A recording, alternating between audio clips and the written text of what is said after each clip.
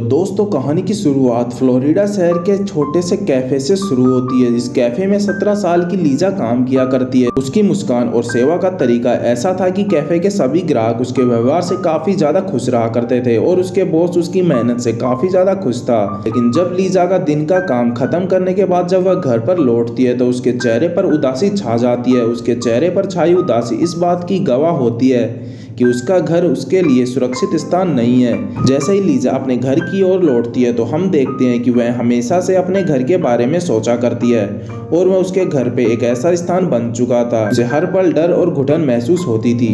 रास्ते में उसकी नज़र एक काले रंग की कार पर पड़ती है जिससे वह बहुत ज़्यादा घबरा जाती है और उसे लगने लगता है कि वह उसका पीछा कर रही है। वह अपनी साइकिल की रफ्तार बढ़ाकर अपने घर की ओर भागती है।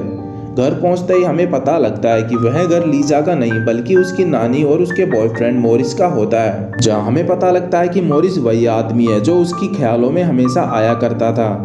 मॉरिस ने अपनी नानी को वित्तीय सहायता देने के लिए उसके बदले में वह लीजा के साथ हमेशा गलत काम किया करता है।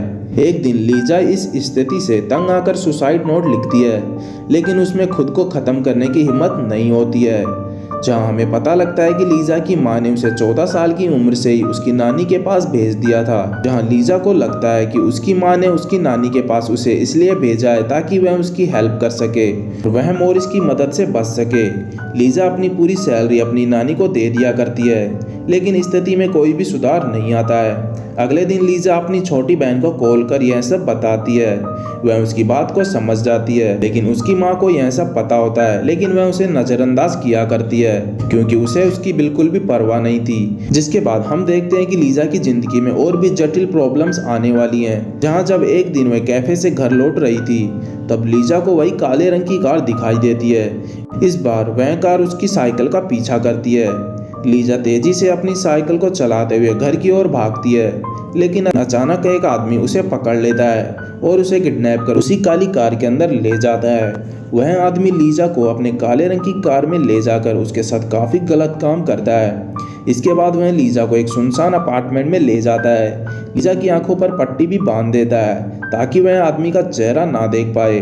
तब लीजा अपार्टमेंट में पहुंचती है तो उसे पता लगता है कि यह आदमी एक साइको है। लीजा को यह समझ आ जाता है कि यह सब उसके साथ पहली बार तो नहीं हो रहा है। यह घटना अक्सर उसकी नानी के घर पे हुआ करती है। उसकी स्थिति अब और भी गंभीर हो जाती है क्योंकि लीजा का अब उद्देश्य केवल यहाँ से जिंदा बचकर जाना होता है। लीजा उस आदमी से बहुत प्यार से बातें करने लग जाती है और उसे विश्वास दिलाने की कोशिश करती है कि वह एक अच्छा इंसान है। लीजा उसकी भावनाओं को समझने की कोशिश भी करती है और उसे यह भी बताती है कि उसे किसी लड़की ने धोखा दिया है और उसे इस स्थिति में पहुंचाया है। जहां लीजा का प्यार और समझदारी से उस आदमी पर काफ़ी प्रभाव भी पड़ता है।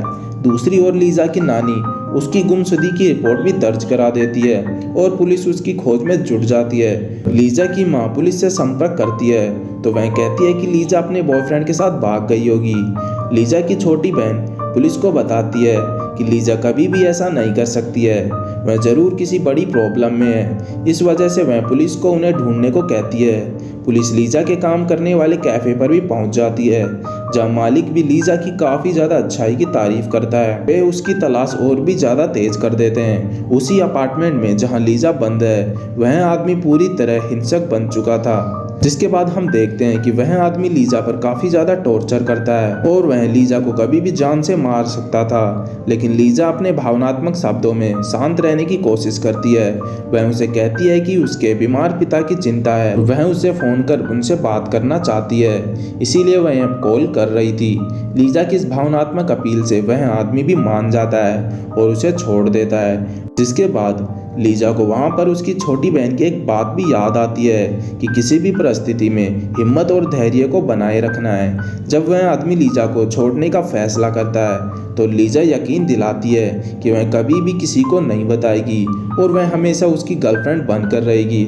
आदमी को उसकी बातों पर काफ़ी ज़्यादा प्रभाव पड़ता है और उसे पूर्णतः विश्वास हो जाता है कि लीजा सच कह रही है, जिसके बाद वह लीजा को छोड़ने का निर्णय ले लेता है। दूसरी ओर पुलिस को सीरियल किलर के बारे में पता चलता है, जिसने कुछ महीनों में कई लड़कियों की हत्या की है। जिसके बाद लीजा वापस अपनी नानी के घर आ जाती है। जब यह सच नानी को बताती है तो उसकी नानी को बिल्कुल भी विश्वास नहीं होता है। जिसके बाद वह पुलिस स्टेशन पर जाती है, जहां वह पुलिस वालों को सब कुछ सच सच बताती है, लेकिन कोई भी उसकी बात पर यकीन नहीं करता है, क्योंकि वे देखते हैं कि लीजा के इस बॉडी पर कोई भी खरोच तक नहीं आई है और यह कोई टीवी सीरियल की तरह कहानियां बना रही है। जिसके बाद जब कोई भी लीजा की बात नहीं सुनता है तो वह थक हार कर रोने लग जाती है। जिसके बाद एक डिटेक्टिव सीरियल किलर को ढूंढ रहे थे, वह उन्हें सारा सच बताती है और वह उस पुलिस को गैस स्टेशन पर ले जाती है, जहां उस आदमी ने पेट्रोल भरवाया था।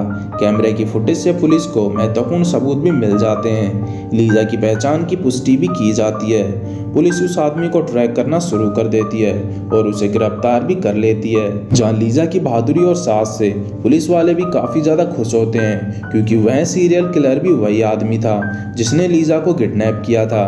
उसकी नानी के घर की स्थिति भी जब वह पुलिस वालों को बताती है तो पुलिस वाले मॉरिस को भी अरेस्ट कर लेते हैं। जिसके बाद लीजा को उसकी आंटी और अंकल के पास भेज दिया जाता है, जो उसकी देखभाल करने लगते हैं। लीजा अपनी माँ को एक पत्र भी लिखती है, जिसमें अपने जीवन की सारी सच्चाई बता देती है।